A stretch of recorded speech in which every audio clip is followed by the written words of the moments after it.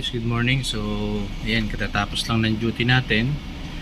And for today's video, papakita ko naman sa inyo yung mga operations na regarding dito sa ating GRC Inmarsat C. So, yung Inmarsat C namin guys is dalawa. Ito yung number 2. Yan, ito naman yung number 1. Yan. And yung mga command na kailangan natin is andito sa nakapost yan. So para alam na rin ng mga duty officer. So lahat naman lang yan is nandun sa ating manuals. So dito tayo guys sa Inmarsat C number 2. So ang ipapakita ko muna sa inyo is paano ba tayo mag set ng mga nav areas. So kailangan nakaset siya from port of departure natin to port of destination natin, kung saang area tayo dadaan or saan yung present natin na area. So madali lang dito sa GRC. Yan, arrow left and arrow right lang tayo. Ito. Yan. And punta tayo sa EGC. Yan. Punta tayo dito sa EGC. And enter natin. So enter nav area. So dito natin i-enable or i-disable yung mga area.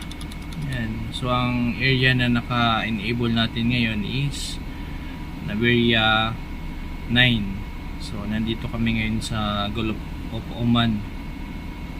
And mamaya ipapakita ko sa inyo kung saan ba nakikita yung mga area na to.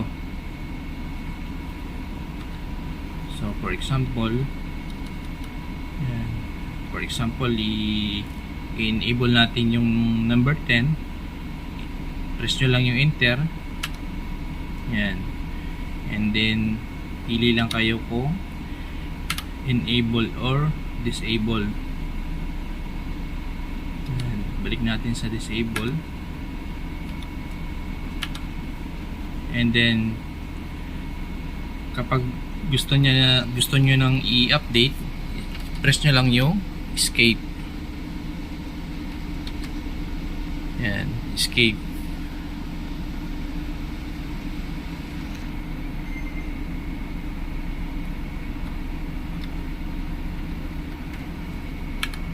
Balik tayo.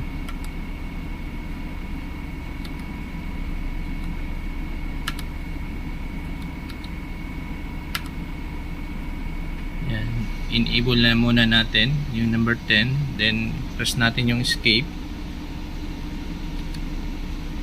Yan.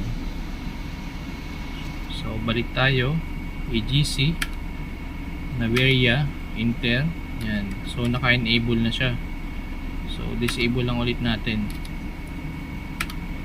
So ganun lang guys mag-enable and disable ng mga nav area natin, kung saang area ba tayo magdadaan or yung present position natin. And ang next naman, escape natin, press natin escape, and then punta naman tayo dun sa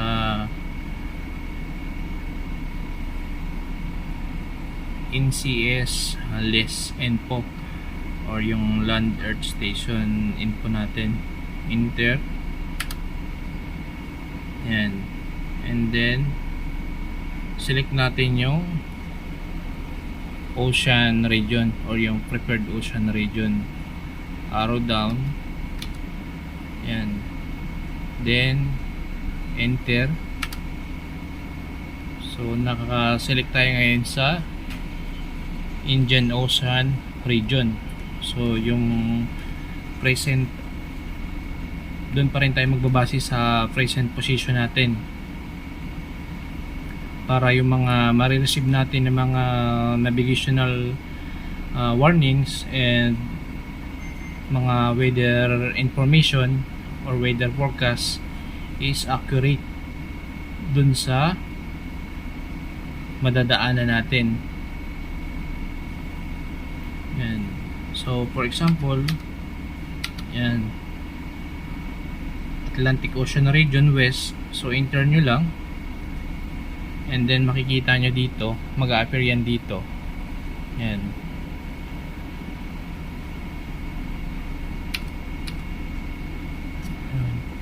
Select natin Pacific Ocean region, enter. Yan. So magre-register siya dito and mag-a-appear siya dito mamaya. So balik lang ulit natin siya sa Indian Ocean region, enter. Yan. So ganito siya, mag-a-appear siya na ganito na naka-registered na siya dun sa ocean region na na-select natin.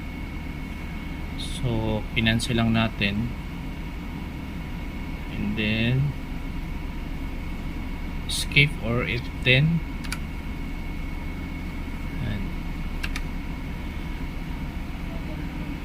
And then ang next naman is paano ba tayo mag-test ng ating Inmarsat C. So meron tayong tinatawag dito na PV test or yung performance verification test. So may combination dito unlike sa sa Porono. So yung GRC, ko-combination natin yung Alt U. Yan. Press natin yung Alt, then yung U. Yan. So pag press natin ng Alt tsaka U,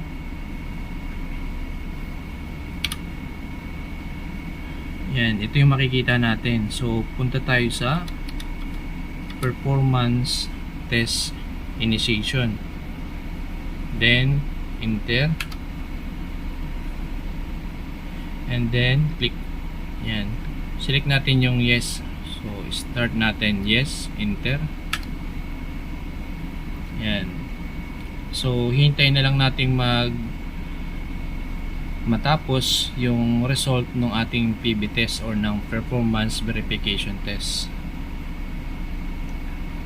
So mamaya balik tayo pag may result na para makita nyo yung mga information dun sa ating testing. So balik tayo guys. So dito na yung natin, yung result ng ating test. So ito guys yung ito guys yung makikita nyo. And then para ma-print nyo yan, yan, nakalagay naman siya dito. Press nyo yung F5. Yan, F5. Yan, F5. Yan. So nagpiprint na siya. And then yan yung re-record natin dun sa ating GMDS is logbook. And then for example na miss nyo yung result na to, so try natin escape. So may time kasi na aksidente na na-escape natin yung result. So escape natin. Yan. So para makita nyo yung result, press nyo naman yung Alt G. So combination siya, Alt, yan, Alt then G. Yan. So pag nag Alt G kayo, so makikita nyo tong status, setup and diagnostics. Yan, medyo nagpo-focus na naman yung natin, camera. So select nyo yung status, enter, Then punta kayo ng performance test result, enter. So yan guys yung last na testing natin, yung ngayon. So ganun pa rin, same procedure, press nyo yung F5 para ma-print nyo yung result ng PV test or ng performance verification test. So ganun lang guys mag-test ng ating Inmarsat C GRC. So escape na natin.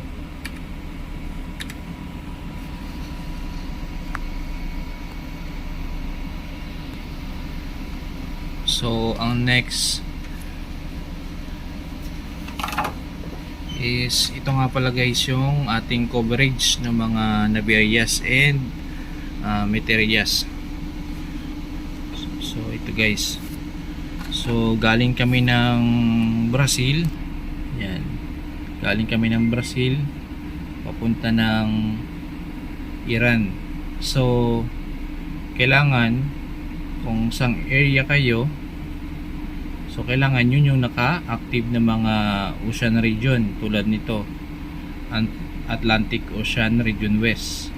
So itong bilog na to, yan. So yan, itong bilog na to, yan yung Atlantic Ocean Region West.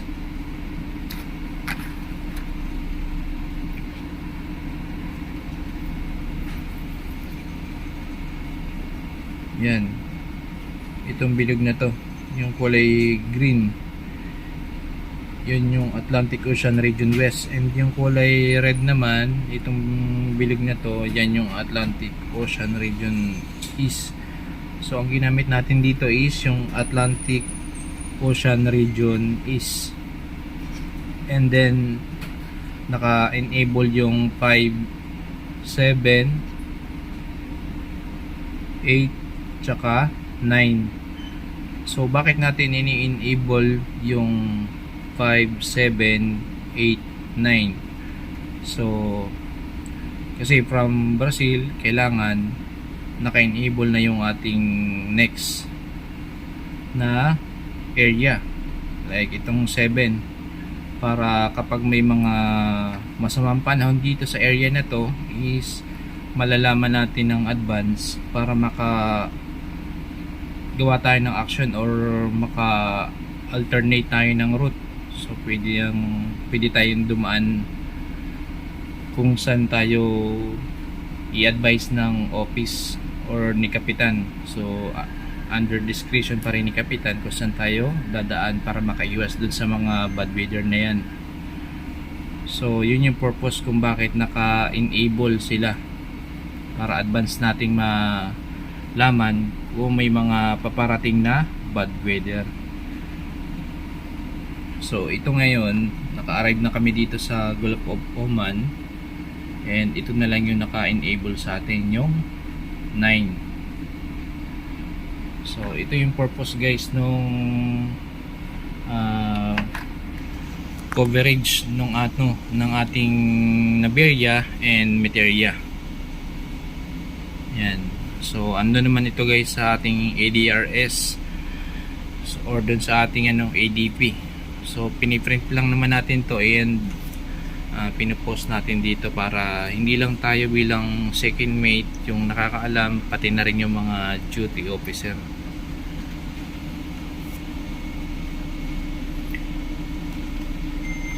And then ang next kong ipapakita sa inyo is paano ba tayo mag-send or mag-transmit ng distress gamit yung ating Inmarsat C. So may time na nakaka-receive tayo ng mga distress pero nakalagay is undesignated. So ito yung procedure kung paano tayo mag-transmit ng distress. So adjust lang natin yung dim.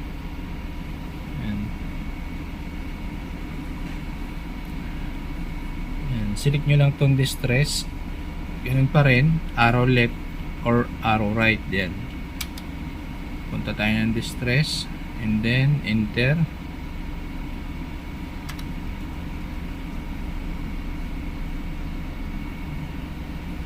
So yan guys, kung makikita nyo, yung nature of distress is undesignated. Yan, undesignated. So yung data source natin is GPS. So naka-synchronize naman yung ating position sa GPS. Yan, pati yung ating speed and yung lander station.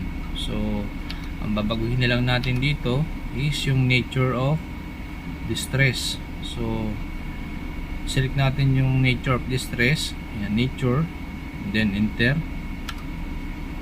So yan, ito yung list kung ano yung mga nature of distress na itatransmit natin.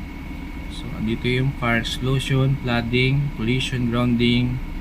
So andito na lahat. So yan, for example, flooding, enter natin. Yan. So huwag kayong matakot kasi hanggat hindi naman natin na pipress yung distress button natin, yan, ito, yan, open nyo yan. Pag open nyo, press nyo about 3 to 5 seconds and then saka lang siya magta-transmit kung ano yung settings na nilagay natin dito or sinet up natin dito sa ating Inmarsat C. So balik na natin sa undesignated, enter, then enter. So ganun lang guys mag-transmit ng distress gamit tong Inmarsat C. And yung next video na gagawin natin next time is ipapakita ko naman sa inyo kung paano ba tayo gumawa ng mga reports dito sa ating Inmarsat C. Kasi may time na nasisira yung email ni Kapitan or yung nawawalan ng signal. So ito yung ginagamit natin na pag report or paggawa ng email para ma-send natin yung mga reports dun sa ating office and sa mga other parties. So yun lang guys, and I hope na may na-share na naman ako sa inyo regarding sa ating GRC Inmarsat C. Thank you.